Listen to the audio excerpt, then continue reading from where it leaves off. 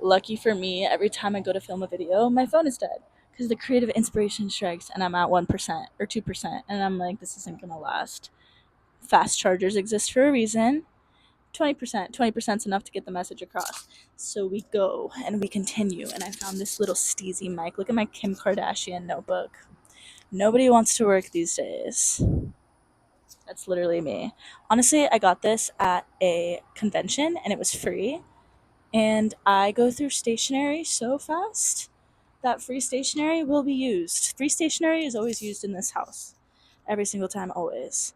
I was just writing about how a lot of times in my creative practice, whether it's my painting practice, whether it's with the creative direction for my business, whether it's my socials, whether it's I write like personal essays or any work that I put out, I think that when you see visions or you have like a body of work in mind or you have an idea, a lot of times like as an artist and as a person, you have an expectation or standard for taste and quality that you might not have the skill set yet to achieve.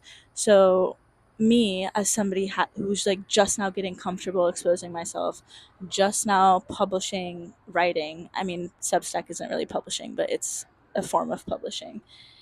And just now launching a small business where the creative direction and the brand identity and the website and the product itself and us going to events and being at market with people, in my mind I have a standard for taste and quality that I don't have the skill set yet to like actually execute. And what happens is when you bring something to life and you start being action biased and you start putting it out there, you start showing it to people, and I'm like, low key, this is not exactly how it is in my head. Like it's not good enough. And specifically with the postcard project, I need to not spit in the mic. Sorry. With the postcard project, write what it looks like now. Like if you go to my Instagram or if you go to my website, the website is okay. The Instagram is getting better. It's not that bad, but like our socials are brutal and on like it's difficult because how do you capture the essence of writing a handwritten letter? How do you capture the essence of that moment of connection that's happening in pen and paper on digital? It's the whole point that it's not on digital. And that nostalgia, that archaic form of communication, that very human, intimate moment that comes through handwriting, like writing a message on a piece of art, often, like usually postcards are on photographs or art prints, or in my case, it's doodles. I got an email from Zillow. It's so personal and intimate that like how are you supposed to capture that on digital? And I think that there's like a lot of creative ways I can do it. I just don't have the skill set to do so. And a lot of times when the creative direction on paper, how it looks, because I'm new and I'm beginning and I'm experimenting, isn't matching with like how I see it or how I feel it, I get really frustrated because it's like I have a standard, I'm not meeting that expectation. And I feel like expectations are what ruin everything. Like if you have expectations that are like, that's actually not true. I think people should have expectations, but I think when you have expectations that are out of touch with like the reality of where you are, it slows you down. At least in my case, because instead of being like, hey, look at what you have done, look at how it has improved, look at like all of the people you've brought in through XYZ events or posts. Like for me, really the in-person events really does a lot more. I need to practice actually looking at the camera so I don't. I feel like a lot of times I like talk like this and I'm like anxious. Um, when I do it in person, I really see responses in real life and I like talk to people in real life, and that's when I really notice the value of the project, because when I'm doing it digital, we're not just selling the postcard book. Like the whole model is how do we make it easier to send handwritten mail for people, more fun to send handwritten mail, and alleviate like the steps like going to get the post office. Like how do we have the opportunity there? People choose that moment of connection, they choose that moment of intentionality over just being like, oh, social media again, and it's like this existed before, so it's a hard sell, right? Because it's something you could do for free and it's something you can do like the old way of doing things in a sense. And because of that reason, a lot of that project is like focused on the experience, an interactive experience, a creative activity, a moment of connection. I was watching a Steve Jobs interview yesterday, and he said something about you have to put the customer experience first and work backwards. And I think as a founder and honestly as an artist, like you are building a world. And what happens is like you see that vision 70,000 steps ahead because it's your specific pain point, your specific problem that you spotted in the culture or in the society that you're trying to solve. And your vision, your skill set, your passion behind it. And because you have all the information, it's easy to leave gaps for the consumer or leave gaps for the customer that's actually experiencing your product, experiencing your art. And I think even now with tech and AI, that's where a lot of my struggle is with it, is because like I'm really open-minded to adopting a new technology, but if the onboarding process isn't seamless and smooth, if it isn't a fluid transition for me, if it's going to like cause me more inconvenience than using my current system, why would I want to switch? And I think a lot of times that's where, at least nowadays, like the tech industry is going wrong, is because like, yes, it could be a brilliant idea, it could be the best amazing product out there, the best possible tool that's going to save you so much time, but if you can't communicate that idea to the audience in a way that they can understand and resonate with, if you can't communicate how to use the tool, if you can't create an onboarding experience, customer experience, user experience that's so fluid and smooth that it's enjoyable, that it's a fun thing to use, people aren't going to come back. People don't want to use that. And I think I've noticed in myself, even when I'm like, I have these little random ideas, whatever. If you cannot communicate an idea in a way that people can actually, like, that idea nourishes them in a sense, or if you can't articulate it in a way where they understand you, then any genius idea is no longer genius because there's no impact there. And I always say this about creative business or business in general. Like, I think people think business has to be a greedy money thing. Business is a tool for impact. And where you put resources, where you put time, time is a resource. Where you put energy, energy is a resource. Where you put money, specifically with business, financial energy is a resource. And how you allocate those resources to then create impact, social impact in communities, impact in the world, impact in funnels, impact in societal structures, impact in different products and different options, that all aggregates into the way that society shifts. And that's also why I get so interested in VC, because VC, and then I'm going to talk about my interest in recruiting. I've been interested these days. Now I'm just rambling. I totally lost the point of what I was talking about.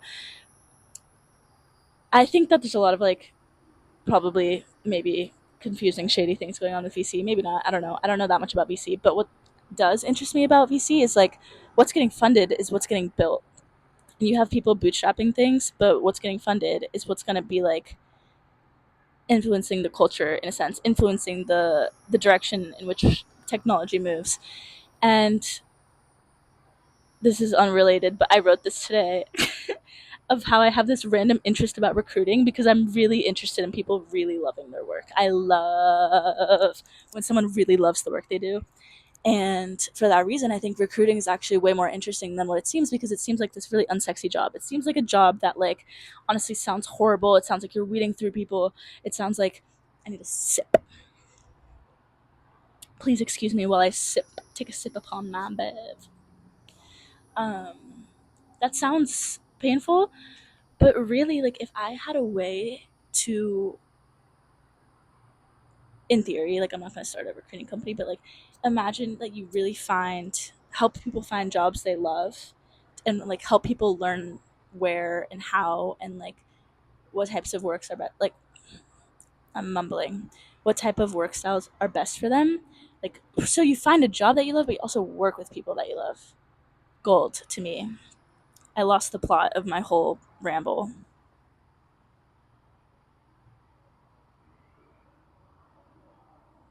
I don't know.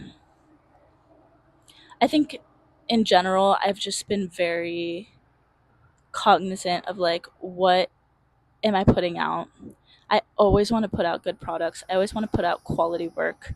I think a lot of times, like, because I work fast, like these videos are not highly edited. Um, the short form I do is not highly edited. The art, like the physical oil painting I do, is very abstract, very quick, very loose strokes. And I actually, when I took a painting class at UCLA, and we had this visiting professor, and the visiting professor was a famous artist, like a really big deal, low key artist in LA, based in LA. And he was there just for that quarter. I'm not an art major, so I don't even know how I got into the class, but somehow I landed a spot in the class. And he was so insightful to me because he basically said, like, your work is in the editing process. Like, he said, you are someone that needs to just express and create, and you have maybe someone that spends months on one painting, you will spend months doing 30 paintings. And from those 30 paintings, you have to learn how to refine your skill set of editing. And what editing means, it doesn't mean going back into that painting and tweaking it over and over until it's perfect. It means looking at your 30 pieces and being cognizant of, like, this is the real work. This is the real um, meaning I was trying to convey. This is something that this is something that's good and something that's not good. Not every work you're going to make is good. Not every business you're going to start is going to be successful. Not every piece of writing that you put out is going to make sense. A lot of my writing is very much like stream of consciousness, just like how this is. Except what I notice in my writing is that it tends to be, first of all, super wordy, just like this video and just like me speaking to camera, but also a little flaky. Like, you're like, girl, what are you even saying? I don't know what that means. And with my painting, because I work in the same quick, fast speed, to me, sometimes I'm like, okay, is this just like me being lazy? Is this me not putting enough effort? Is this even quality work at this point?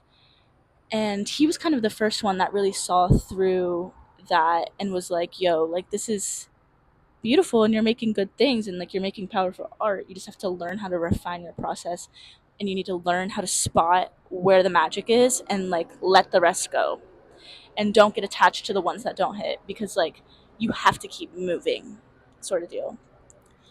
And I think that's sort of where I failed with You Have Friends, right? Because like I felt like it was going in a direction where I was like, this looks not how I want it to look. I don't know how to fix it. I don't have like the creative capacity to fix it at this point, because it's like it's a business, right? So I have to show up and do the things that need to be done every day. And because I kind of hit a wall with, honestly, the visuals, like just the aesthetic presentation, it made me less inspired to like do the admin work of like getting opportunities to get out in front of people again. And that's where the magic happens, in front of people.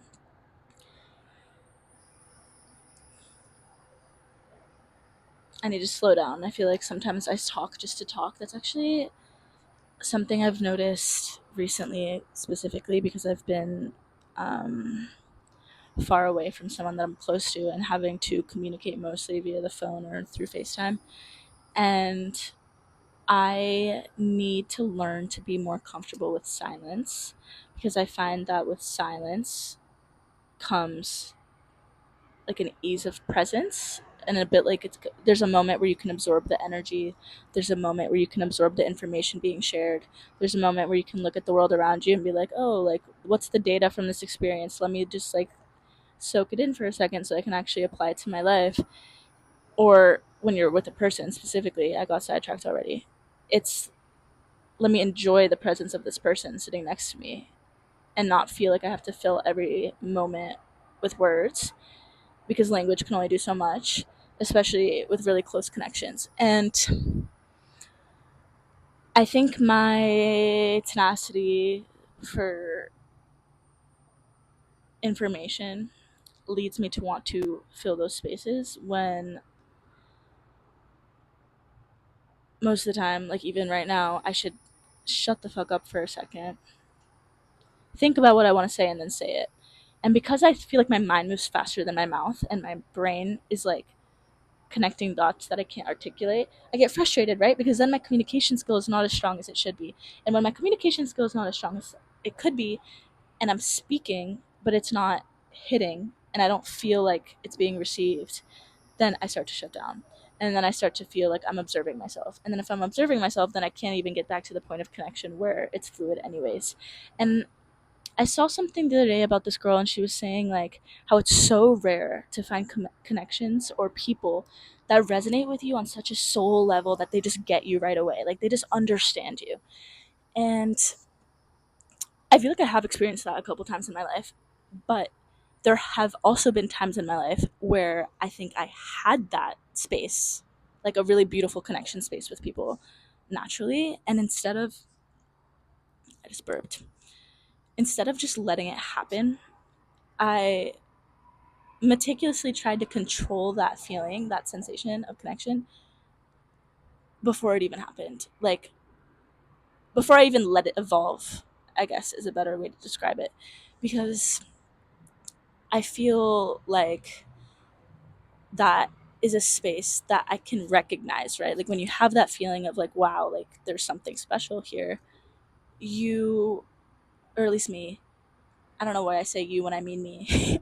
I start to control it. I'm like, okay, I see this and I want to make sure that I preserve it. And instead of just letting it happen as it naturally would, then I'm caught there preserving it.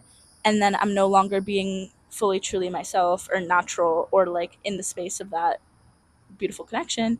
And the minute that I notice myself being meticulous and trying to control that sensation or like how I'm responding to that conversation, I'm no longer in the energy to be at that level of connection, if that makes sense. And even like the whole way that I explained that was not clear or effective. This is another thing I need to work on. I'm just kind of mind dumping right now. I feel like if anyone that watches these videos, like I'm so curious. Um, it's hard because, to be honest, like not to be like annoying, but I don't have that many YouTubers that I really love that I like am invested in and I'll watch them or like listen to anything they say. I don't have that with any platform, to be honest. And I think there's a lot of artists that I really love. There's a lot of founders that I really respect. I love watching interviews. I love watching like deep dives on people's work. But I don't necessarily watch specific digital diaries often enough to really understand like what makes a digital diary video good, like what makes it so that I actually want to watch this instead of it just being some random girl like mind dumping and bitching at me. Anyways, what I was gonna say is like I noticed myself like underselling or undercutting myself before I even say what it is I need to say. Like I think I did it like several times already in this rant. And like I wrote my thesis like 6 months ago, and not 6 months ago, a couple months ago. And I had like a perspective piece that kind of like the forward essentially of my thesis. And my professor read it and he was like, dude, he didn't say dude. He was like, you need to not sell your ideas short before I even read them. Because I think I had said something like, maybe this only applies to me, or like, this is my personal perspective. Yeah, no shit, it's your personal perspective. It's your fucking paper. It's your fucking YouTube channel. I need to not swear. It's your personal essay. Of course, it's going to be your perspective. And the minute that you start to kind of like make yourself agreeable to everybody or make yourself essentially giving a disclaimer of some sort of like how you could be wrong, of course you're going to be wrong, girl. Like you're still learning. Like you're young. You're learning about life. And nobody knows anything. Like everyone's learning as they go and just like taking data from the world, finding different nodes of information and being like, okay, this is what I like, this is what I think, this is what I feel. It doesn't mean that anyone's taking it for fact. And it also doesn't mean it's like I think as an artist or as a creator, you have to give a certain amount of responsibility to the viewer or the person consuming your piece to like have responsibility for their own decisions in the sense of like, okay, if I don't fuck with this girl, I'm not going to listen to her. I'm not going to invest my time with this person if I don't like them. And that's not really up to me. And that's also not up to me when I'm doing anything I do, whether it's the art, the business, or the social expression or the writing. And I just thought it was interesting because I had never had someone call it out on me in that way. And he straight up was like, "You are underselling your idea before I even read the idea. So why would I want to read the idea now? Because you're basically saying like your idea is not like um yeah." I've been talking for 20 minutes, which is kind of a long time. Look what I wrote in my journal. Stay hungry, stay foolish. I've been in the Steve Jobs era because something came up on my Explorer and it was so exactly what I needed at that time. The thing about the customer experience thing, but he also said something about like, yeah, we'll make some. I'm stumbling. What did he say? Yeah, we'll make some mistakes, but that's good though because it means we're making decisions. That sums up like the like a pretty